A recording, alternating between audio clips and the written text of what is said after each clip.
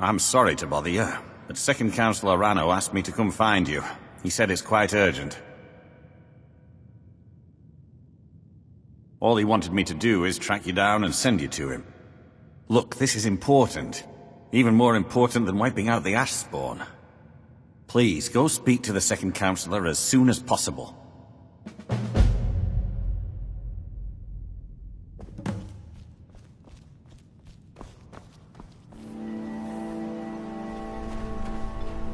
Thank you for coming.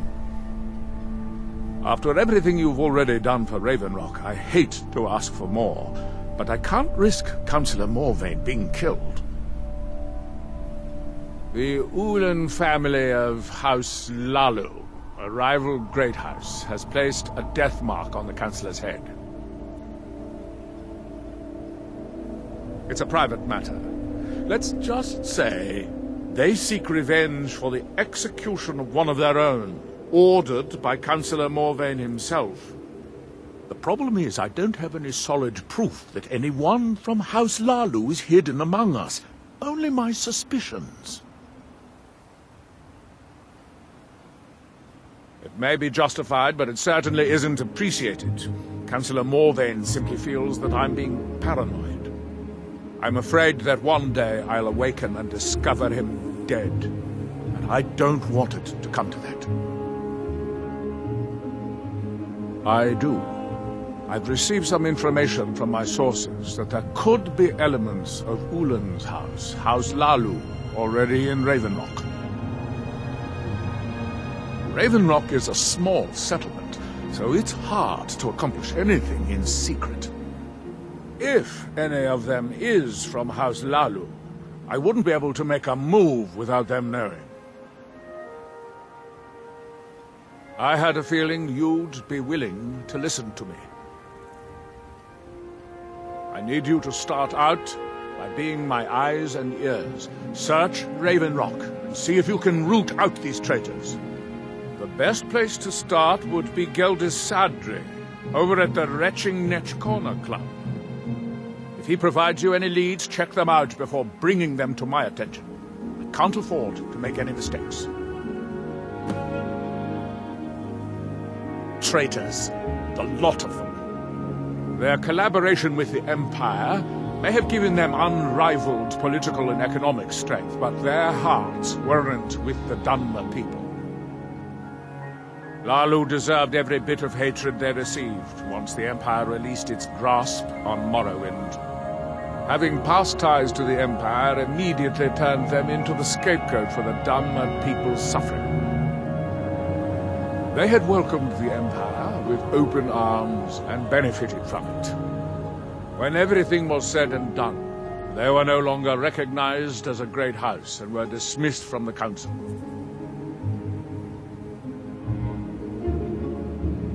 I maintain a few contacts in other Dunmer settlements across Tamriel. Most hail from House Redoran, but there are a few from other houses.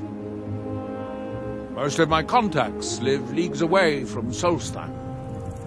Sending the occasional message back and forth is all we can manage, and sometimes takes months or more to arrive. However, any information we can glean in times like this I consider vital to House Redoran's survival. I maintain a few most hail from House... Most of... Sending the occasional... However, any information we can glean in time... During the Oblivion Crisis, gates to the Plane of Oblivion opened all over Morrowind. The Empire pulled most of its forces out of Morrowind to deal with the gates in their own homeland, leaving us virtually defenseless. We had no standing army at the time, just uncoordinated pockets of resistance. House Redoran took charge and was slowly able to build an army. It took years, but it became a force to be reckoned with. When the Argonians invaded years later, House Redoran's army was able to prevent them from sweeping across all of Morrowind. It would be fair to say that House Redoran literally saved the Dunmer people from destruction. Don't worry. You can trust Geldis. He's been with us for a long time.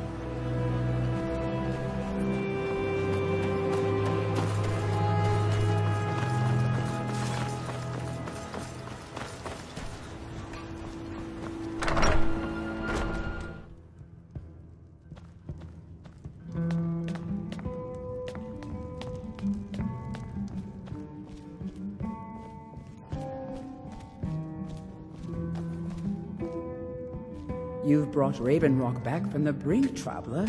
I don't know how to thank you. Welcome to the Retching Netch Corner Club, home of the finest Sioux jammer that will ever grace your lips. Well, well, Adril's got himself a spy, does he? Well, Zura knows he needs all the help he can get. He's been chasing the Ulins for years now. No, I just think he's going about this the wrong way. Actually, I do. If you want to catch those slippery slaughterfish, you need to let them come to you. There's an Ulin ancestral tomb near the temple. Someone's been leaving ash yam offerings on the altar inside. If you were to wait inside for whomever that is, I'm betting they'll have some of the answers you're looking for. What makes you think I haven't? Anytime Adril and the Redarin Guard made a move, the Ulins must have been one step ahead and didn't show up. You can thank me if it works. Until then, I'd head to the tomb and wait until your visitor shows up. When a Dunmer is laid to rest, the body is burned and returned to the ashen soil. Since the ash yam is born of the very same soil, it represents rebirth and renewal, the fact that life ends and begins anew. Back in 95, Vila Ulin came to Raven Rock with a plan to take over our town. The Fetcher thought he could stir up the locals and use them against the Redarin Guard, and then murder Consul Morvain when we weren't looking. He arrived alone, but spread enough coin around to start changing people's minds. Half the bloody town joined his side. Can you believe that? He underestimated the Redarin Guard. They were organized and brought a swift end to the coup.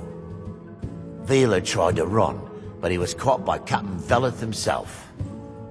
Vila Ulin was executed a short time later, and his remains placed in the Ulin ancestral tomb.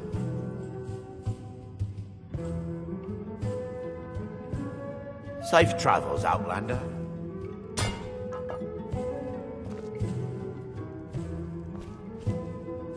My thoughts are always with my people. If that is what you wish.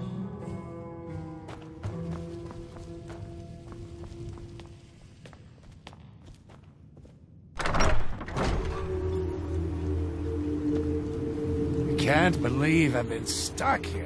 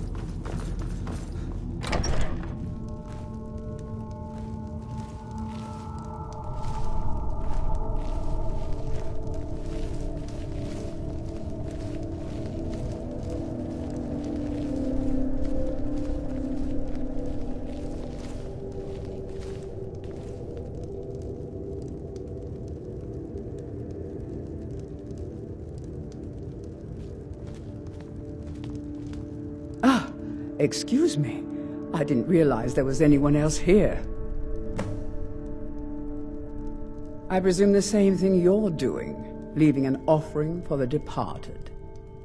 Forgive my surprise. It's just that I wouldn't expect that sort of behavior from someone who isn't Dunmer. Since there aren't any Ulins left on this island, I've taken it upon myself to leave the traditional offering in their stead. What do you mean? I thought I was clear. I'm simply honoring a fellow departed Dunmer. Now, if you'll excuse me, I'd like to meditate a bit. Please, I don't wish to be disturbed while I'm meditating.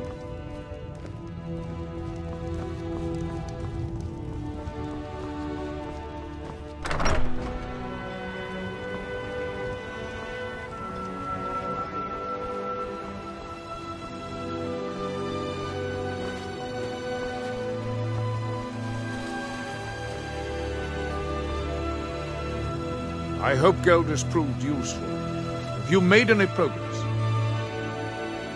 Telesu, are you sure? So Geldis' plan worked, eh? Every time we tried it, no one would ever show up. If Telesu's involved in any sort of plot to harm Councillor Morvain, I'm going to need hard evidence to prove it. I'm not kicking down anyone's door until I have solid evidence in hand.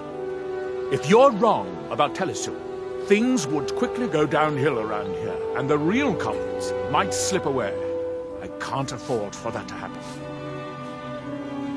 If you have evidence, and it places your life in peril, I would expect you to do whatever you must to keep yourself alive. Here, this key should open the front door of the manor in case they've locked it. Good luck. Telesu is wife to the family patriarch Vendel. They have a single child, a daughter named Miri. They arrived here 10 years ago and have been nothing but a benefit to Raven Rock ever since. They are quite wealthy, and they've been quite generous by sharing their fortune with the community. They've contributed coin, food, supplies, even helped repair a few of the buildings in town with their own hands. People have mentioned it's a bit odd about how close in age Mary appears to be to her father, but that's hardly a cause for alarm. Just make sure you find solid evidence. If I accuse them without it, I'll be the laughing stock of the colony. Villa Ulen wasn't the first Ulen to live in Raven Rock. His father, Valen Ulen, was one of the first Dunmer to settle here. Unlike his son, Villa, Valen was a good man. He contributed to the community and was quite respected. When Valen died, his family provided the funds to construct the tomb. The Ulen family being a part of House Lalu didn't matter. It's Dunmer's tradition for the ashes of the deceased to be placed in an ancestral tomb. Valen Ulen and his son's remains were both laid to rest there, because that's what he'd requested. Be careful. Aid us, and they'll be well armed.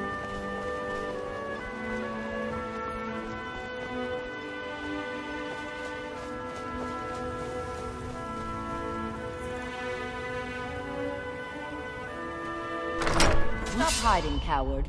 I'll make it quick, I promise. Morvain will pay.